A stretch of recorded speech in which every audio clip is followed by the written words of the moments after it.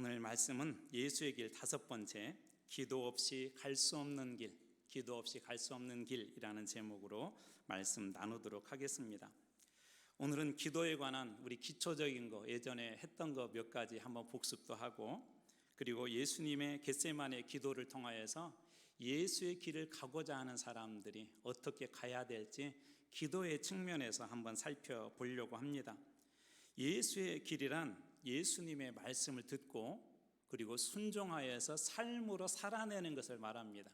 예수님의 말씀을 듣고 그것에 순종하여서 삶으로 살아내는 것, 그것이 그 예수의 길인데, 오늘 어떻게 예수의 길을 살아낼 수 있을지 기도라는 큰 주제를 가지고 한번 살펴보도록 하겠습니다. 기도를 정의할 때 우리 여러 가지 정의가 있는데 이런 정의가 있어요. 기도는 호흡이다. 기도는 호흡이다. 기도를 호흡이라고 하는 이유는 기도는 호흡처럼 자연스러운 현상이어야 되고, 기도는 호흡처럼 멈추어서는 안 된다는 것입니다. 여러분, 호흡하는 게 자연스럽잖아요. 자연스럽지 못한 사람, 어떤 사람이 자연스럽지 못해요? 병에 걸렸거나 또 곧 돌아가시거나 그런 분들은 자연스럽지 못해요. 근데 건강한 사람들은 보면 이 호흡이 자연스럽습니다. 또 호흡하지 않는다면 어떻게 될까요? 그런 사람은 반드시 죽습니다. 이 숨을 멈췄다는 것은, 호흡하지 않는다는 것은 죽은 사람이라는 것이죠. 즉 기도가 그리스도인의 호흡이라는 말은 해도 되고 안 해도 되고 아니라 이것이 그리스도인이라면 자연스럽게 나오는 신앙의 모습이면서 우리 신앙이 살았느냐 죽었느냐를 결정하는 아주 중요한 것이 바로 기도라는 것입니다. 이러한 측면에서 성공적으로 기도 생활을 한 분을 뽑으라면 단연 예수님이실 것입니다. 예수님은 어떻게 기도했을까요? 예수님의 기도가 어떻게 하셨는지 성경을 찾아봤더니 몇 가지가 있더라고요. 첫 번째, 습관을 따라 기도하셨어요. 누가복음 22장 39절 말씀 보면 예수께서 나가사 습관을 따라 감람산에 가심에 제자들도 따라갔더니, 예수님은 기도의 습관이 있었어요. 늘 기도하는 그런 습관들, 어떤 상황이 있으면 늘 기도하는 것. 영적 대가들의 특징, 우리 초대교회 사도들도 보면 늘 기도하는 사람들이었습니다. 그래서 어떤 문제가 발생하면 습관적으로 기도를 먼저 하죠. 또 두 번째로, 예수님은 새벽 이른 미명에 기도하셨습니다. 마가복음 1장 35절, 새벽 아직도 밝기 전에 예수께서 일어나 나가 한적한 곳으로 가사 거기서 기도하시더니, 아직 밝기도 전에, 우리 예전에는 새벽 미명이라 그렇게 되어 있는데 새벽 미명에 예수님께서 그렇게 기도하셨다고 합니다. 새벽 시간에 그렇게 기도하신 중요한 이유는 하나님과 조용한 그런 친밀한 시간을 갖고 싶어서 그 새벽에 기도하는 거예요.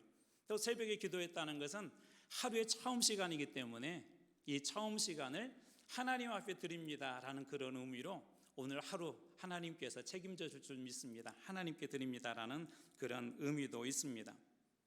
이런 측면에서 볼 때 새벽 기도는 오늘 우리 그리스도인들에게도 처음 시간을 하나님 앞에 맡기는 가장 중요한 그런 시간입니다. 새벽에 대한 중요성은 우리 교회에서뿐만 아니라 세상에서도 마찬가지인데요, 새벽 시간을 어떻게 활용하느냐에 따라서 성공이 이렇게 좌우되기도 한데요. 새벽 시간을 어떻게 활용하느냐, 세상에서도.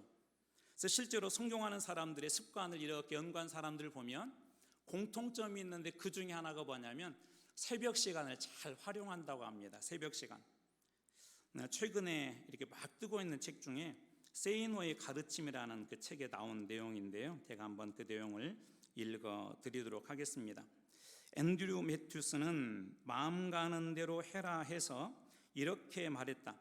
새벽에 일어나서 운동도 하고 공부를 하고 사람들을 사귀면서 최대한으로 노력하고 있는데도 인생에서 좋은 일은 전혀 일어나지 않는다고 말하는 사람을 나는 여태껏 본 적이 없다. 무슨 얘기냐면 새벽에 일어나서 운동도 하고 공부도 하고 사람들과 사귀고 이렇게 커뮤니케이션 하는 사람들 치고 지금까지 안 좋은 일, 그러니까 안 좋은 일이 일어나지 않고 좋은 일만 일어났다는 게, 모든 사람은 당신이 이렇게 관찰한 결과 그렇다는 것입니다. 나는 올빼미 체질에서 늦게 자기에 새벽에 일어나지 않지만 나는 그의 말을 믿는다. 이 세이노의 말을 믿는데요. 그래서 새벽에 일어나서 공부도 하고 운동도 하고 하는 그런 사람이 성공하더라라고 그렇게 이야기하고 있는 것입니다. 새벽에 일어나서 공부하고 운동하는 사람에게만 좋은 일이 일어난 것이 아니라 예수를 믿는 사람들에게도 새벽 시간 아주 특별합니다. 그래서 예수님도 새벽 시간에 그렇게 기도하셨던 것이죠. 그리고 세 번째로 예수님의 기도의 또 다른 모습이 하나가 있는데, 예수님은 한적한 곳에 가서 기도하셨다라고 합니다. 누가복음 5장 16절입니다. 예수는 물러가사 한적한 곳에서 기도하시니라. 예수님은 한적한 곳에서 왜 기도하셨을까요? 하나님만 바라보고 기도하겠다는 거예요. 하나님께만 의지하고 하나님과만 교제하겠다고 하는 그런 의미가 이 한적한 곳에서 기도했다는 그런 의미 속에 들어 있습니다. 자, 그러면 습관적으로 그렇게 기도하셨고, 새벽에 기도하셨고, 또 한적한 곳에 기도하셨고, 이것이 한 번이 아니라 꾸준하게 이 성경을 읽어다가 하다 보면 예수님이 그런 기도 생활하는 것을 우리는 성경에서 만나게 됩니다. 다시 말해서 예수님의 기도 생활은 그런 꾸준함이 있었어요. 그게 일상이었었고 호흡처럼 늘 꾸준함이 있었습니다. 18세까지 18살까지 소위 흙수저, 빈털터리, 고졸, 외톨이의 삶을 살았던 한 청년의 이야기인데요, 이러한 그가 그로부터 7년 뒤에 25살이 되었을 때 나의 2억 달러, 우리나라 돈으로 하면은 대략 한 2,600억 정도가, 억 원 정도가 되는데, 가치를 인정받는 상장기업의 CEO가 됐대요. 그리고 수백만 달러를 소유한 유명 인사가 되었는데, 그 사람의 이름은 스티븐 바틀렛이라는 사람. 스티븐 바틀렛, 25살에 유명 인사가 됐대요. 수백만 달러를 소유한. 그런데 어떻게 이 놀라운 성공을 이뤄냈을까? 그가 쓴 책에 이런 그 책의 제목이 있는데, 우선순위의 법칙에 나온 내용입니다. 나는 성공의 비법이라는 게 정말로 있는 건지는 잘 모르겠다. 하지만 내가 이루어낸 모든 중요한 성공에는 공통적으로 명백하고 단순한 기저 요인이 있다는 것은 안다. 지금 내가 내 인생의 최고 위치에 있는 이유, 내가 수백만의 팔로워가 되고 계좌에는 수백만 달러가 있는 이유는, 그리고 21살에 세계적인 사업체를 일굴 수 있었던 이유는, 그래서 이렇게 여러분에게 내가 쓴 책을 구매하게끔 만든 이유는, 그것은 바로 시간이 지나도 한결같았던 나의 꾸준함이다. 꾸준함. 계속해서 꾸준하게 그 일을 해내서 지금은 수백만 달러를 소유한 그런 유명 인사가 되었대요. 그래서 성공한 사람들의 공통적 특징을 보면 새벽에 일어나서 어떤 그런 꾸준함들이 있다는 것을 우리는 곳곳에서 이런 증거들은 찾아볼 수가 있습니다. 예수님의 기도에도 이런 그 꾸준함들이 있었죠. 예수님은 이 기도가 얼마나 중요한지 성경 곳곳에서 가르쳐주고 있는데요, 첫 번째로 기도가 중요하다고 찾아볼 수 있는 이유는 어디서 볼 수 있냐면 주기도문에서 찾아볼 수 있어요. 주기도문. 예수님이 다른 것은 모르겠는데 기도에 대해서는 이렇게 샘플을 만들어주셨어요. 샘플을. 그래서 너희는 이렇게 기도하라라고 마태복음 6장 9절은 그렇게 시작합니다. 그래서 그만큼 기도가 중요하기 때문에 기도의 샘플을 가르쳐 주신 거예요. 그리고 두 번째로 이 기도가 얼마나 중요하냐면, 기도는 대부분 야 기도 좀 할래 그렇게 되어 있지 않고 기도하라는 명령형으로 되어 있습니다. 명령형으로. 제가 몇 절만 뽑아봤는데요, 여러분이 잘 아는 데살로니가전서 5장 17절은 쉬지 말고 기도하라. 마태복음 7장 7절 이하에는 구하라, 찾으라, 두드리라, 그렇게 명령형으로 되어 있어요. 또 에베소서 6장 18절에도 보면 여러 성도를 위하여 구하라, 명령형으로 되어 있고요. 데살로니가전서 5장 25절에 보면 형제들아 우리를 위하여 기도하라. 또 하나 더 추가해 보자면 베드로전서 4장 7절 그러므로 너희는 정신을 차리고 근신하여 기도하라. 전부 다 이 기도에 대한 것은 야, 기도 좀 할래 청유가 아니라 명령형으로 되어 있어요. 다시 말해서 기도를 명령형으로 했다는 것은 성경에서 명령형은 생명과 같은 거예요. 꼭 지켜야 된다는 것입니다. 다시 말해서 기도해야 산다는 거예요. 그래서 제가 이것을 이렇게 한번 만들어 봤어요. 기도 즉생, 기도 불즉사. 기도 즉생, 기도 불즉사. 기도하면 즉시 살고, 기도하지 않으면 즉시 죽는다. 갑자기 두렵죠? 내 인생, 내 자녀, 내가 하고 있는 사업 여러분 살리고 싶습니까? 기도 즉생. 여러분 기도하면 다 살게 될 줄로 믿습니다. 왜 그러냐면 우리의 기도를 들어주신 분이 누구시죠? 하나님이시기 때문에 그런 거예요. 전능하신 하나님이 우리의 기도를 들어주기 때문에 기도하게 되면 반드시 하나님께서 살 길을 열어주십니다. 그래서 기도해야 산다는 거예요. 자, 그렇다면 오늘 예수님의 겟세마네 동산에서 기도가 주는 교훈은 명확해집니다. 오늘 말씀 본문을 한번 차례대로 한번 살펴보도록 하겠습니다. 먼저 예수님께서 겟세마네 동산에서 기도하러 간 때는 언제일까요? 오늘 36절의 말씀을 한번 여러분들이 읽어주시면 좋겠습니다. 같이 한번 읽어볼까요? 자, 시작.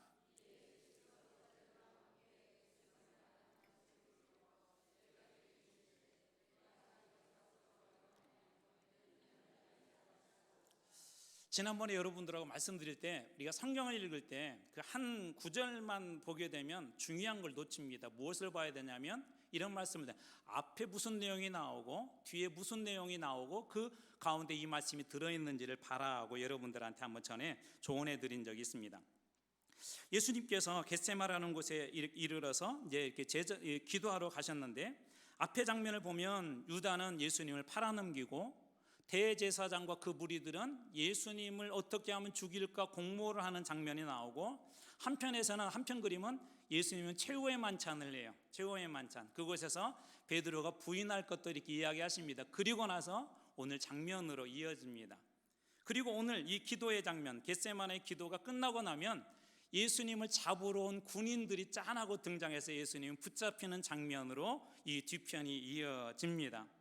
자, 그렇다면 예수님의 최후의 만찬 그리고 예수님의 붙잡힘 사이에 있는 이 말씀이 오늘 예수님께서 주신 은혜인데요. 어떤 은혜가 있냐면 왜 예수님은 최후의 만찬과 그 붙잡힘 사이에서 이 기도의 시간 겟세마네 동산이라는 곳에 올라가셨을까요? 거기에 중요한 이유가 있는데 오늘 말씀해 주는 첫 번째 포인트입니다. 인간이 짊어질 수 있는 무게에는 한계가 있다는 거예요. 우리 각자도 그렇잖아요. 그것이 마음의 짐이든지 육체의 짐이든지 짊어질 수 있는 무게는 한계가 있습니다.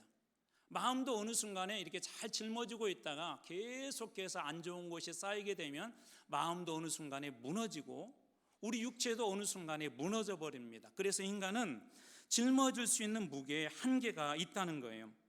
예수님 역시도 마찬가지였습니다. 왜 그렇죠? 예수님은 신성 하나님이시면서도 인성, 예수님은 사람이기 때문에 그렇습니다. 그래서 예수님께서 이 세 명의 제자와 함께 갈 때 예수님의 마음이 어떠한지 37절에는 이렇게 고백하고 있는데요. 베드로와 세베대의 두 아들을 데리고 가실새 고민하고 슬퍼했다.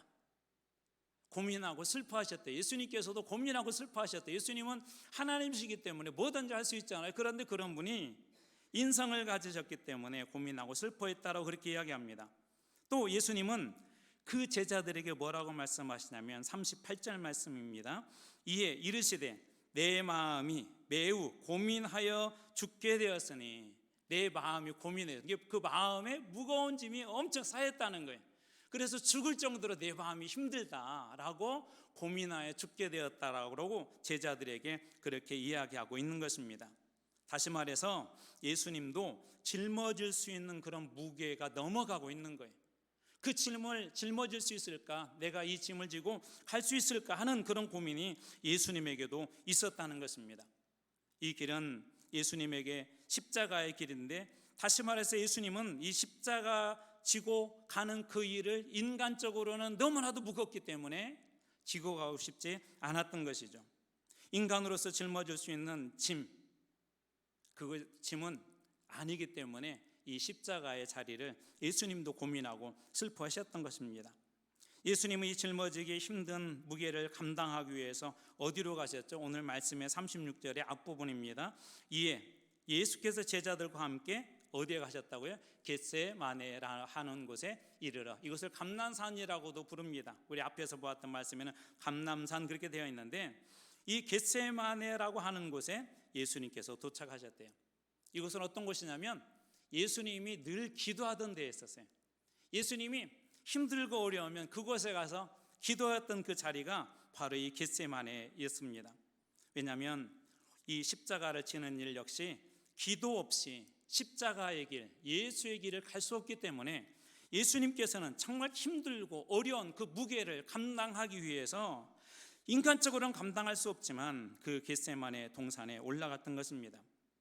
이처럼 우리 각자에게도 겟세마네가 필요합니다. 우리도 예수님처럼 어느 순간에 마음이 무너질 때가 있어요. 삶이 정말 힘들고 어려워서 모든 걸 다 포기하고 싶을 때가 있어요. 그것이 물질의 문제일 수도 있고 관계의 문제일 수도 있고 내 삶의 주변에 일어난 어떤 상황의 문제일 수도 있습니다. 예수님도 인간이셨기 때문에 너무나도 이 무거운 짐을 짊어지고 가기가 힘들었습니다. 그 길이 하나님께서 명령하신 길이기 때문에 가야 했지만 예수님 역시도 이것을 짊어지기 너무 힘들었던 거예요. 그래서 예수님은 지금 겟세마네로 가고 있는 것입니다. 여러분들에게는 그 겟세마네가 있습니까? 힘들고 어려울 때 내 짐을 풀어놓을 곳, 내 짐을 짊어주실 분이 있는 여러분 그런 곳이겠습니까? 저는 여러분들에게도 힘들고 어려울 때 여러분에게도 이 겟세마네 동산이 주어져서 그곳에 가서 다 짐을 풀어놓을 때 그 짐을 대신 져주시고 그 짐을 풀어주시고 그 짐을 가볍게 해주시는 예수 그리스도의 놀라운 은혜들을 여러분들이 다 만나시길 주님의 이름으로 축원합니다. 예수님께서 그래서 그 겟세마네 동산으로 간 거예요. 한 사람의 이야기를 한번 전하도록 하겠습니다. 이 사람은 움켜잡는 사람이었어요. 누군지 아시겠죠? 야곱이라는 사람인데 늘 움켜잡았었어요. 그러다가 어쩔 수 없이 고향을 떠나게 되었고 외삼촌의 집에 가서 살았지만 거기서도 계속 움켜잡다가 어쩔 수 없이 이제 고향으로 돌아가게 되었습니다. 물론 그 안에는 하나님의 계획이 있었어요. 야곱은 고향으로 돌아가야 되니까. 그런데 고향으로 돌아가려고 하다가 어떤 소식을 듣죠? 형 에서가 400명을 데리고 온데 그냥 400명이 아니라 군사들입니다. 사병들이에요. 예전에 에서가 이런 얘기를 했거든요. 야곱, 너 나한테 죽을 줄 알아. 죽을 줄 알아. 그래서 이 야곱이 그 이야기를 듣고는 너무나도 두려워서 그 순간에 여러 가지 지혜를 쓰는데 가장 중요한 한 가지의 방법을 합니다. 창세기 32장 24절 이 말씀은 여러분들이 한번 읽어주시면 좋겠습니다. 같이 한번 읽습니다. 시작.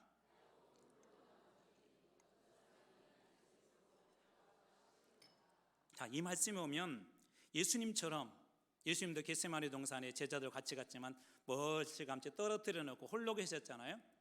야곱도 어떻게 있었대요? 홀로 남았대요. 그러니까 이제 야곱이 인간적으로 의지할 수 있는 게 있어요, 없어요? 없어요.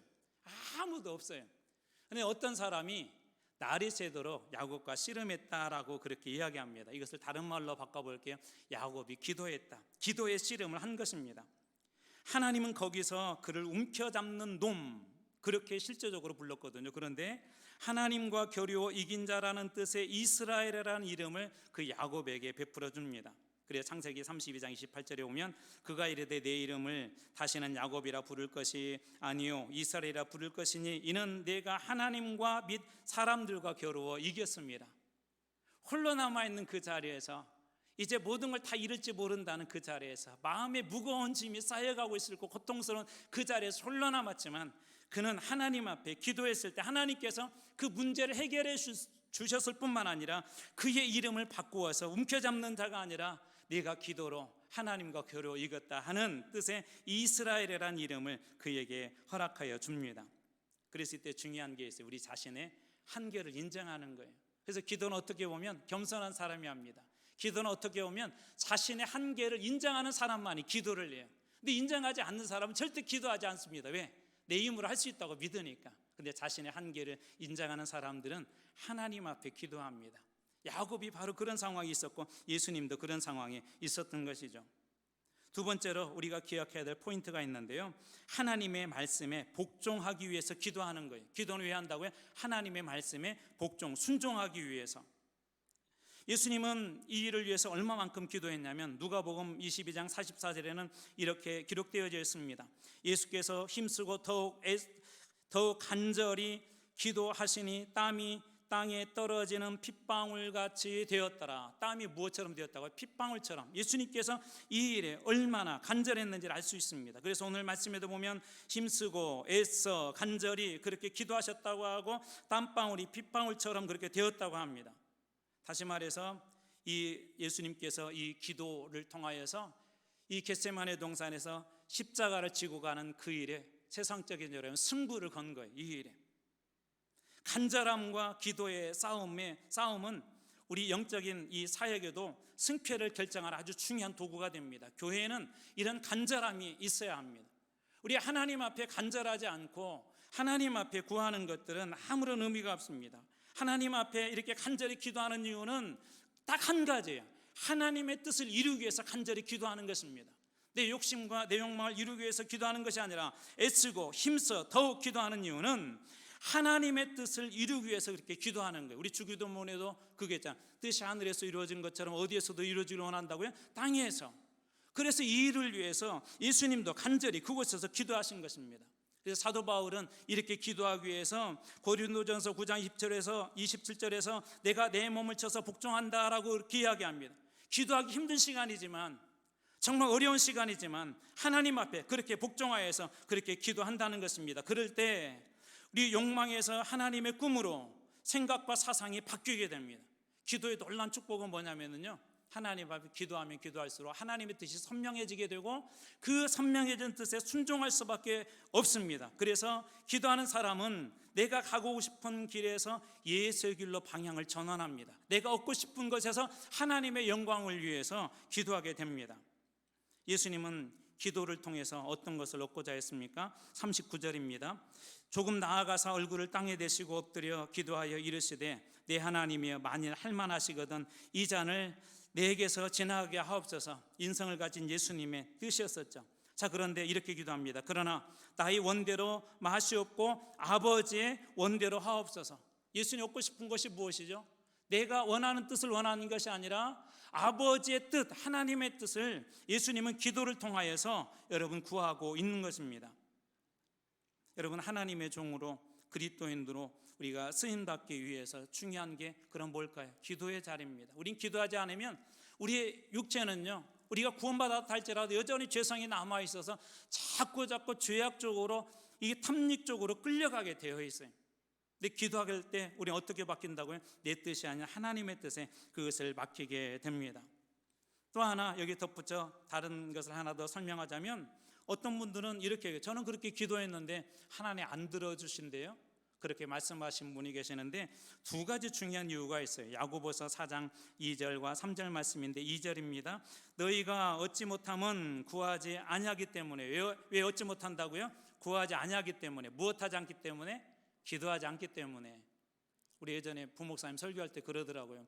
하나님 저 로또 당첨되게 해주세요. 당첨되게 해주셔야 하는데 당첨이 안 되니까 막 짜증을 냈대. 그래서 하나님 앞에 왜 당첨 안 되냐고 막 그랬더니 하나님 그러셨다면서요. 야, 로또 복권 먼저 사 그랬다면서요. 우리는 하나님 앞에 많이 원해요. 훌륭해지기를 원하고 좋은 사람이 되기를 원하고 선한 영향을 미치기를 원하는데 많은 사람들이 거기까지 좋은 생각을 했는데 사단은 그렇게 해야 좋은 생각만 해. 근데 그 다음에 기도하지 않게 합니다. 그 다음에 말씀 붙잡지 않게 합니다. 첫 번째, 기도하지 않기 때문에 응답이 없는 거죠. 두 번째, 4장 3절 구하여도 받지 못함은 정욕으로 쓰려고 잘못 구하기 때문이라. 자기의 정욕을 위해서 구하기 때문에 그렇다는 거예요. 그래서 올바른 기도는요, 우리가 기도하는 순간 하나님이 원하시는 답이 보여지기 시작해요. 기도하면 하나님이 무엇을 원하는지 선명해지기 시작합니다. 제가 안산에서 부목사로 사역할 때 우리 청년 한 명이 사시에 합격을 했어요. 사시가 뭔지 모르세요? 별로 감동을 안 하시는데 이게 어려워요. 그 시험이 요즘 뭐 9급도 어렵잖아요. 7급도. 이 사시 합격을 했는데 간증을 교회에서 이렇게 하게 되었어요. 근데 그 청년이 참 의미 있는 얘기를 하더라고요. 시험을 보는데 답이 손을 들고 있대요. 우리 청년들 막 눈이 번쩍 뜨이죠. 시험 보는데 답이 손을 들고 있대요. 그러면서 이런 얘기를 했어요. 제가 이렇게 사시를 통과할 수 있었던 이유는 저희 고모 때문이에요. 그 고모가 어떤 분이었냐면 장애인이셨어요. 걸어 다닐 수가 없었어요. 그래서 휠체어를 타고 교회를 다녀셨어야 됐어요. 근데 조카가 사시를 본다고 하니까, 사법시험을 본다고 하니까 매일 새벽 빠지지 않고 저 뒷자리에서 새벽마다 나와서 기도하셨어요. 그러면서 그 청년 얘기가 저희 고모가 기도해 주셨기 때문에 답이 손을 들고 있었어요 라고 하더라고요. 여러분, 하나님 앞에 기도하는 순간 여러분의 인생의 답도 그렇게 보여지게 될 줄로 믿습니다. 하나님 앞에 기도하지 않기 때문에 답이 없는 거예요. 아마 이 중에도 답을 찾고자 하는 그런 분들이 있을 터인데요, 하나님 앞에 여러분 기도하십시오. 그렇게 되면 주님께서 여러분 앞에 그 문제를 해결할 수 있는 모든 것들을 보여주실 거예요. 그 다음에 할 수 있는 게 하는 게 뭐냐면 순종하는 겁니다. 그리고 마지막 세 번째로 주는 말씀이 중요한 포인트가 있는데요, 기도해야 십자가를 질 수 있다는 겁니다. 예수님의 길은 이제 십자가의 길이거든요. 우리 마태복음 16장 26장 41절 이 말씀도 여러분들이 한번 읽어주시면 좋겠습니다. 같이 한번 읽어볼까요? 자, 시작.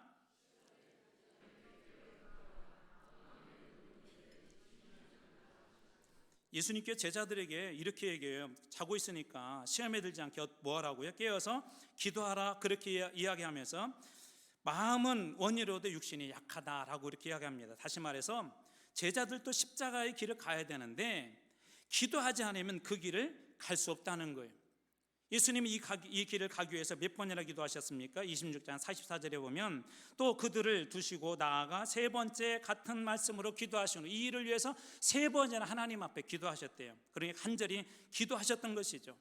그리고 심지어 예수님이 십자가상에서도 그렇게 기도를 합니다. 누가복음 23장 34절 이에 예수께서 이르시되 아버지여 저들을 사하여 주옵소서, 자기들이 하는 것을 알지 못함이니이다 하시더라. 그들이 그의 옷을 나누어 제비 뽑을새. 십자가상에서도 예수님은 그렇게 기도하셨습니다. 그리고 나서 이 기도가 다 끝나자 예수님은 이렇게 말씀하세요. 마태복음 20장 46절 이것은 저하고 같이 한번 읽어보겠습니다. 시작. 일어나라 함께 가자 보라 나를 파는 자가 가까이 왔느니라. 일어나라 뭐라고 그러죠? 함께 가자. 이 말씀이 중요해요.